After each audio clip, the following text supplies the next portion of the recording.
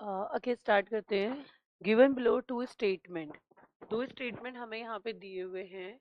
Number one statement, primary CO2 acceptor in C4 plant is phosphoenol pyruvate PEP, phosphoenol pyruvate, and found in mesophyll cells। C4 plant कौन से plant होते हैं? इनकी cranes anatomy differ होती है, ठीक है। ऐसे प्लांट के अंदर क्या होता है, जो वेस्कुलर बंडल हैं वो कवर अप होते हैं बंडल शीट से, ठीक है। उसके बाहर कौन प्रेजेंट होता है? मीसोफिल सेल्स, ठीक है। थोड़ा सा डायग्राम से अगर हम रिकॉल करें तो हमारे पास में इस तरीके से ये दो लेयर फॉर्म में अटैच है। ये जो फिनोमिना कंडक्ट करते हैं इनमें ये कनेक्ट होते हैं यहाँ से। इसमें क्या होता है, जो एटमॉस्फेरिक CO2 है वो आती है और किससे मिलती है? PEP से, फॉस्फोइनोल पाइरुवेट से, और रिजल्ट क्या बन जाता है? 4 कार्बन कंपाउंड, ऑक्जेलो एसिटिक एसिड, जिसको हम बोलते हैं 4 कार्बन कंपाउंड। यहाँ पे क्या होता है? Synthesis 4 carbon. अब क्या होता है, ये यहाँ पे आगे चलकर ये किस में एंटर कर जाता है? बंडल शीट में। तो हम यहाँ पे मेंशन कर लेते हैं, ये हमारे पास में क्या है?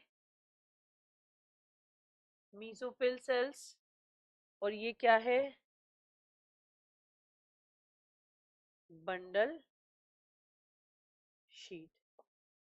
क्लियर? अब देखिए इसमें क्या हो रहा है। ये जैसे ही कार्बन कंपाउंड C4 में एंटर कर, ये बंडल शीट में एंटर करता है 4 कार्बन कंपाउंड, ये क्या करता है? यहाँ पे डी कार्बोक्सिलेज कर देता है, यानी कि CO2 को बाहर निकाल देता है और किस में बदल जाता है?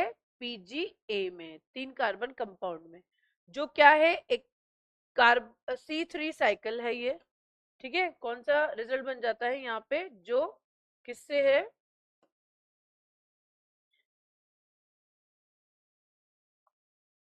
3 कार्बन कंपाउंड स्ट्रक्चर को बना देता है। ये 3 कार्बन कंपाउंड जो है वो वापस से एंटर करता है किस में? मीसोफिल सेल्स में, और फिर ये क्या करेगा? फिर से PEP से मिलेगा एंड देन ये साइकिल चलता रहेगा।